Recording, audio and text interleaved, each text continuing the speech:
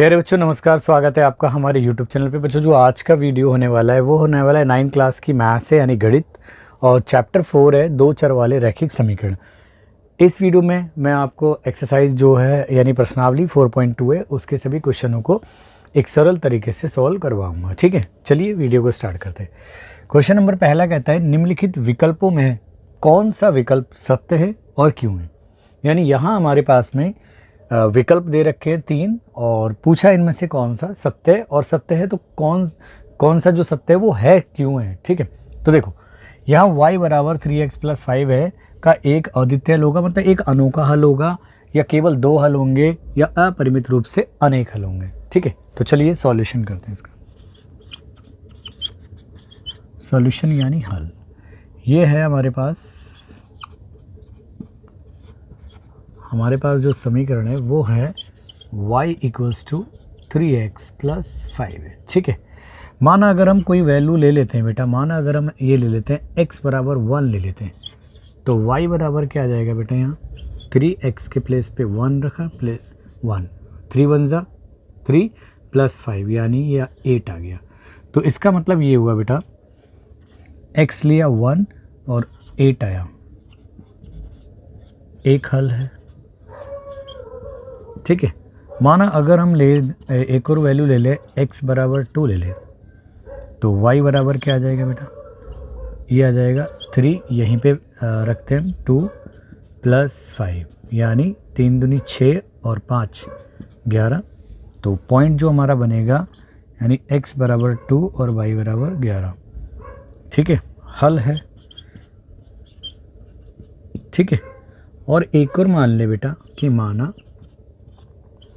x बराबर हम ले लेते 3, तो y बराबर क्या आ जाएगा, यहीं से देखते बेटा 3 × 3 + 5, 3 × 9 और 5 ये आ जाएंगे बेटा आपके 14 हो जाएगा, यानी ये हो जाएगा 3 और 14 हल है।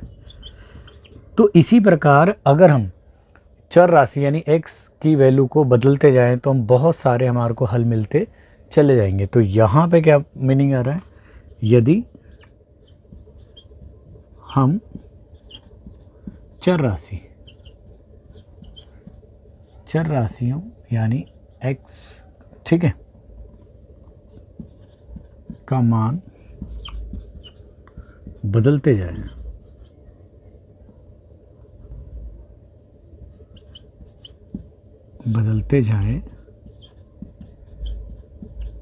तो हमें अन्य चर राशि y के भी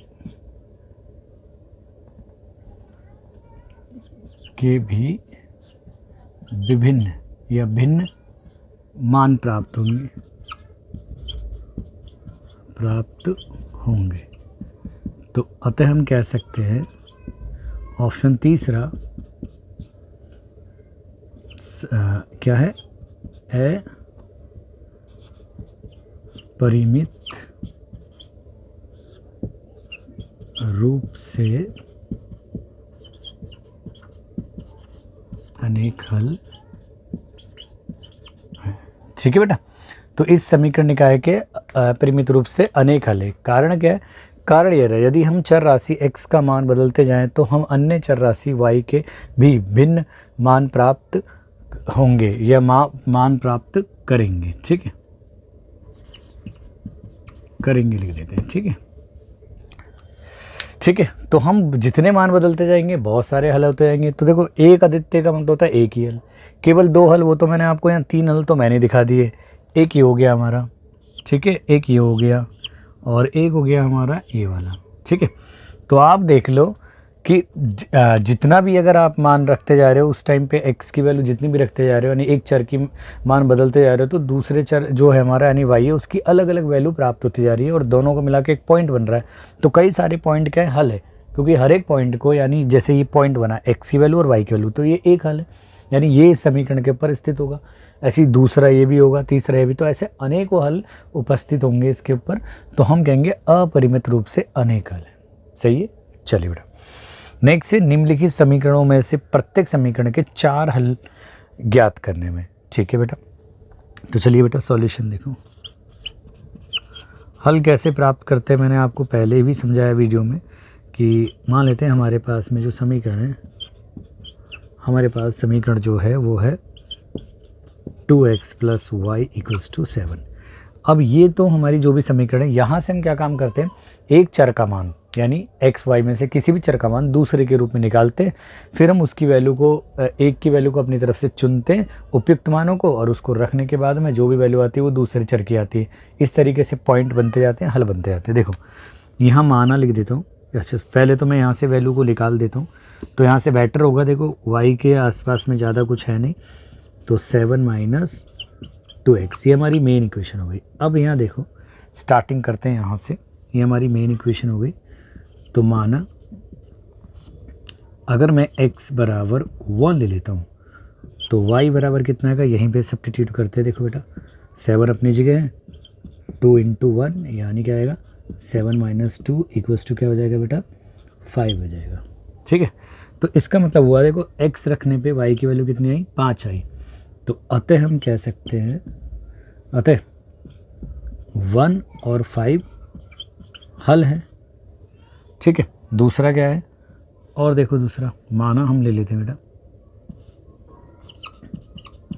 माना x बराबर 2 ले लेते हैं। प्रत्येक के कितने हल लिखने हैं, हमारे को 4 लिखने हैं, अभी तो एक ही है। तो x बराबर 2 ले लेते तो y बराबर कितना आ जाएगा बेटा, y बराबर आ जाएगा 7 और ये 2 × 2। तो मैं डायरेक्ट ले लूँ 2 दूनी 4, 7 में से 4 गया तो y बराबर आ गया 3। तो ये भी हो गया हमारा 2 और 3 हल है। ठीक है, अगला देखो माना x बराबर 3 ले लेता हूँ तो y बराबर आ जाएगा 7 और ये 2 3 यानी ये आ गया y की वैल्यू आ गई 3 दूनी 6, तो y बराबर आ गया 1 आ गया। तो एक और हल आ गया हमारा, यानी 3 के साथ में 1 हल आ गया। ठीक है, अब एक और मान ले लेते हैं, माना x बराबर 4 लेते तो y बराबर कितना आएगा 7 माइनस और ये आ गया 2 × 4, 7 में से 2 4 = 8 यानी y आ गया -1। तो हल आ गया हमारा x लिया 4, y आया -1। ठीक है, तो हम लिख सकते हैं बेटा यहाँ पे, अतः आवश्यक हल क्या हो गए,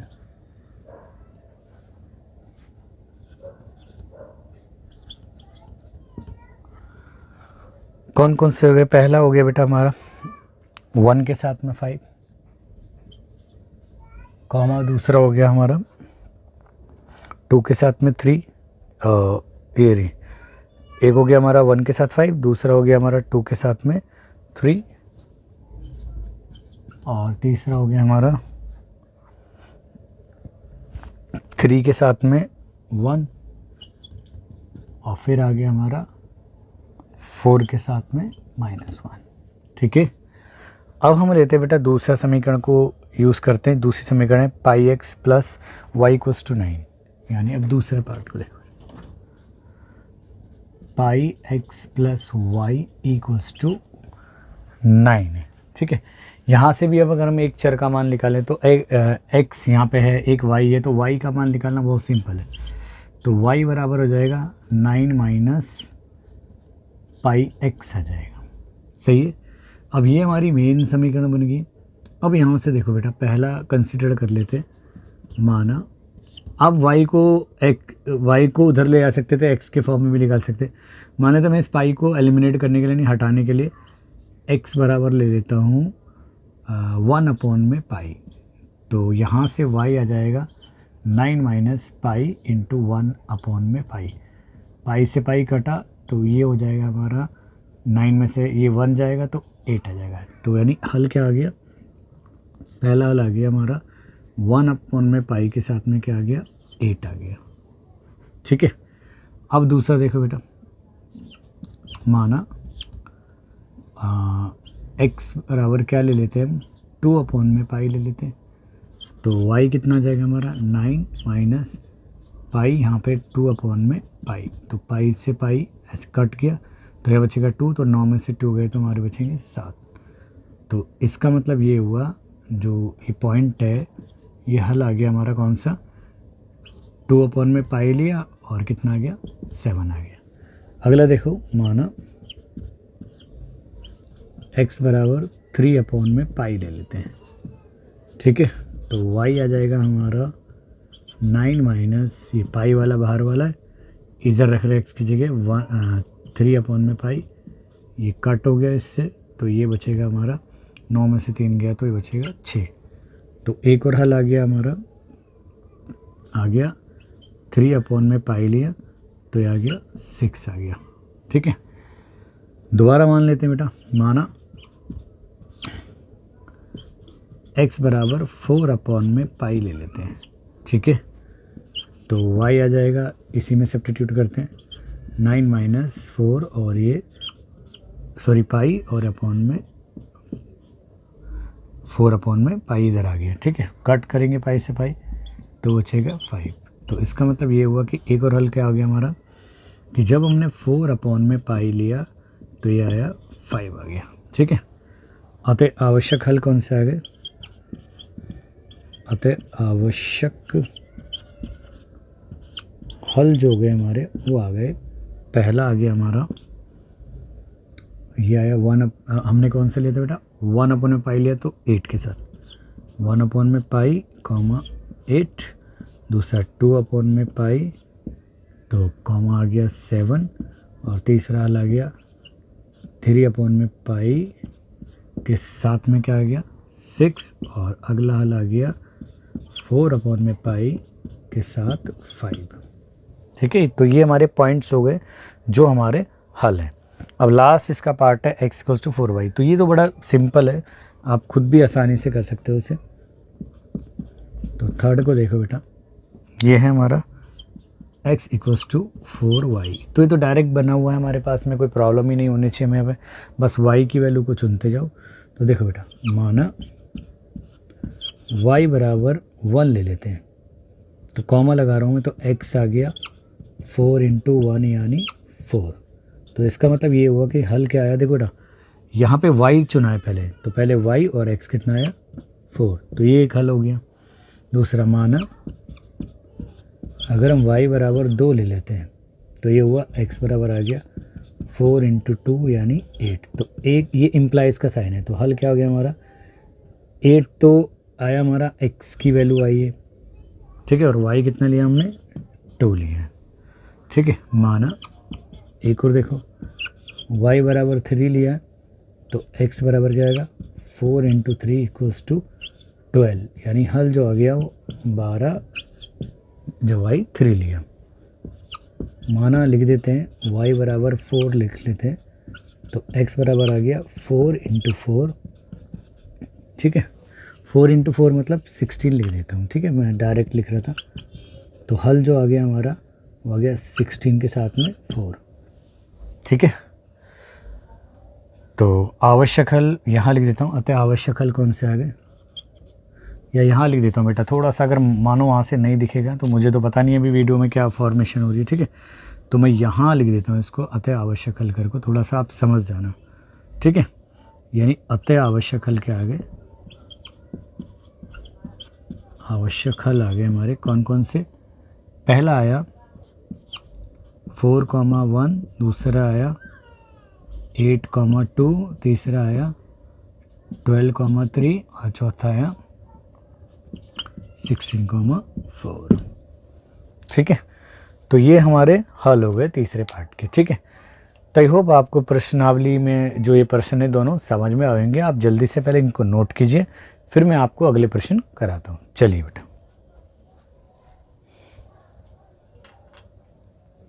बेटा, अगले क्वेश्चन जो हैं यानी प्रश्न हमारे वो थर्ड और फोर्थ है, ठीक है। थर्ड क्वेश्चन में कहता है बताइए कि निम्नलिखित हलों में कौन कौन से समीकरण x - 2y = 4 के हल हैं और कौन कौन से हल नहीं है। देखो बेटा, ये पॉइंट होते हैं, यानी पहली वैल्यू x की, दूसरी y की, तो ये सारे हमारे को पॉइंट्स दे रखे हैं। और जो एक लीनियर यानी जो रैखिक समीकरण होती है, अगर पॉइंट उसके ऊपर स्थित है तो क्या होगा, उसके जो RHS पक्ष है वो LHS पक्ष के बराबर होगा। तो हम चेक करेंगे जिसके लिए है वो इसका हल है और जिसके लिए नहीं है वो हल नहीं है। तो चलिए बेटा, सॉल्यूशन देखो बेटा, हमारे पास समीकरण जो है बेटा, देखो हमारे पास जो गिवन है वो है समीकरण x minus 2y equals to 4। यहाँ तक सही है। तो हम पहले की बात करेंगे, यहाँ पे पॉइंट दिया 0 2, तो अब लिखेंगे x बराबर 0 और y बराबर 2 रखने पर देखते हैं बेटा क्या होता है। x के प्लेस पे रखेंगे 0 और 2 अपनी जगह है, ये y के प्लेस पे रखेंगे 2 और वो 4 अपनी जगह है, ये LHS है वो RHS है। तो 0 में से 2 माइनस 4 बराबर 4, यानी यहाँ क्या है, LHS बराबर नहीं है RHS। तो लिख सकते अतः 0 2 हल नहीं है। ठीक है, चलिए बेटा अगले पार्ट को चेक करते हैं, यानी सेकंड पार्ट है इसका, वो है 2 और 0 को हमें चेक करना है यहाँ पे। ठीक है बेटा, तो यहाँ समीकरण कौन सी है हमारे पास में, समीकरण तो वही है हमारे पास में।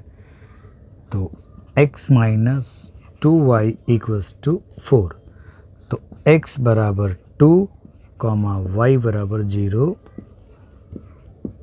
रखने पर, तो चलिए हम यहाँ रखते हैं, x की जगह पे क्या रखेंगे, यहाँ 2 और y की जगह पे 0। तो ये आ गया हमारा 2 माइनस 2 इंटू 0 इक्वल्स टू 4।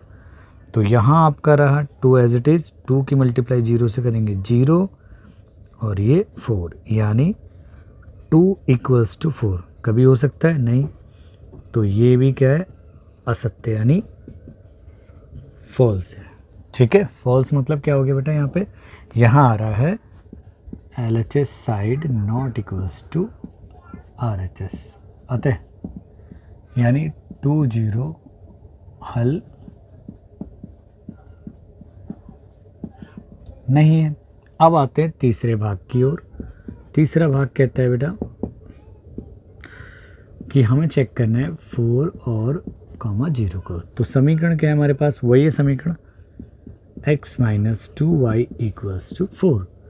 तो x बराबर 4 y बराबर 0 रखने पर, तो चलो देखते हैं बेटा कि जब हम x बराबर 4 रखते हैं और y बराबर 0 रखते हैं तब क्या होता है। ठीक है, तो यही रखते हैं, ये रहा 4, यहाँ आगे मूव कर, देखो यहाँ से स्टार्ट करा, इस स्टेप पे फिर इधर और फिर लास्ट में इधर। ठीक है, तो 4 एज इट इज़ माइनस 2 अपनी जगह है, y के प्लेस पे 0 रहा और इक्वल्स टू 4।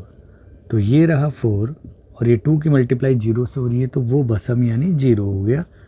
और यहाँ 4 में से 0 सब्ट्रैक्ट करेंगे, नहीं घटाएंगे, तो कोई फ़र्क नहीं पड़ता, 4 ही रहेगा। यानी ये कथन आ रहा है सत्य यानी ट्रू। तो हम कह सकते हैं बेटा अतः 4 0 हल है, ध्यान रखना। ठीक है, अब हम मूव करते हैं फोर्थ पार्ट की ओर। ये बड़ा इम्पॉर्टेंट पार्ट भी है, क्योंकि बच्चे रूट को देख के बड़े परेशान रहते हैं। ठीक है,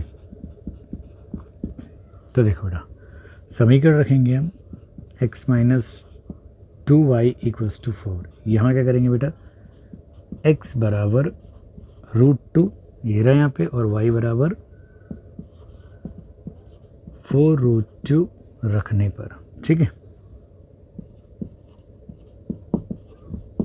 तो यहाँ रखते हैं बेटा इधर √2 माइनस 2, जैसी वैल्यू रखनी है उसको दूसरे की, तो दूसरे वैल्यू क्या रखनी है, 4√2, और उस साइड में हमारे पास में क्या है 4 है, यहाँ √2 और ये हो गया 4 की मल्टीप्लाई 2 से करेंगे तो 8√2 इक्वल्स टू 4। तो 1√2 में से 8√2 सब्ट्रैक्ट करेंगे तो आ जाएगा माइनस का 7√2, और जो कि इक्वल्स टू 4 आ रहा है, यानी ये भी असत्य यानी फॉल्स आ रहा है। यहाँ पे भी तो ये हो रहा है कि LHS side not equals to यानी बराबर नहीं है RHS। ठीक है, तो अतः हम कह सकते हैं बेटा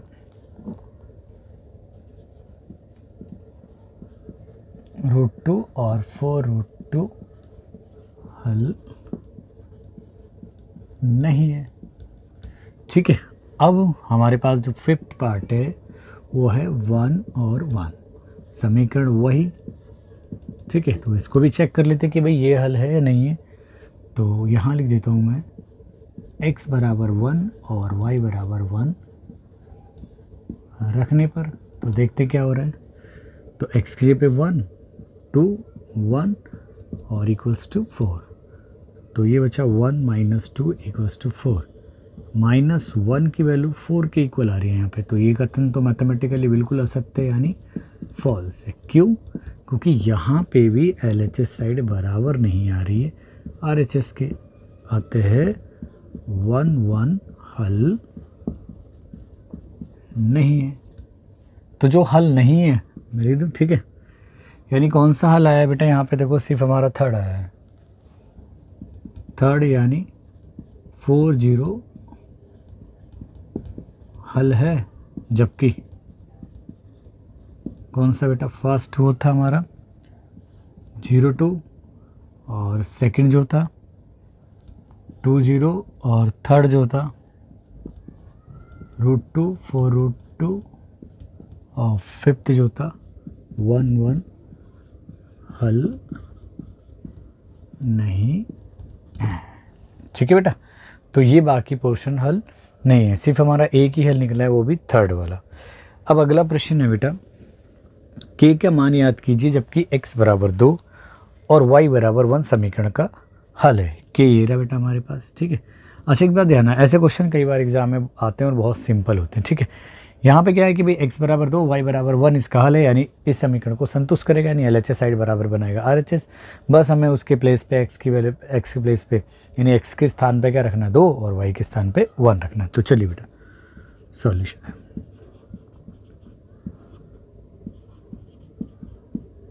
सबसे पहले देखते हैं गिवन क्या है हमें, 2x + 3y = k। ठीक है, दिया है x बराबर 2 y बराबर 1 हल है, यानी इन दोनों को मिला के एक जोड़ा बनेगा, यानी एक पॉइंट बनेगा, वो इस समीकरण को संतुष्ट करेगा, यानी इस समीकरण के ऊपर स्थित है। तो बस x बराबर 2 y बराबर 1 समीकरण में रखने पर